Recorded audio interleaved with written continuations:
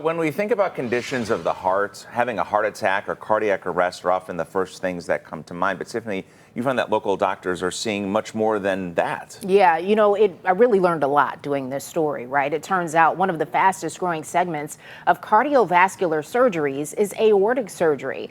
I'm told it represents 1 in 5 of the cardiac operations done at the Cleveland Clinic. Well, this morning, a local woman is sharing her story and why some call her a walking miracle.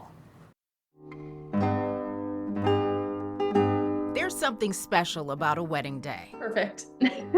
Which sounds so cliche, but the day could not have been more perfect, and it was surreal. In October, 25-year-old Molly Easley married the man who would hold her hand through life. While dating, she and Briggs learned their love connection runs deep. I had mentioned, well, I have a heart condition. He's like, oh, no way, me too. The love and some of the experiences that bind them are seemingly rare.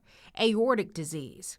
The aorta is the main artery that delivers blood from your heart to other parts of the body. And it's certainly not as common as coronary artery disease or some of the other things. But there's a suggestion that it may be as many as 40,000 people a year die of aortic disease in the United States. Dr. Eric Roselli is the chief of adult cardiac surgery at Cleveland Clinic. Over the years, he's performed procedures on Molly. Preventative? I was terrified.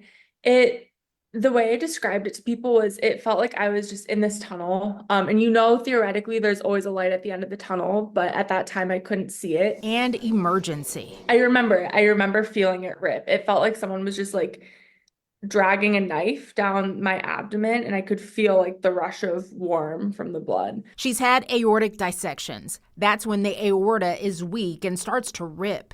It can be deadly.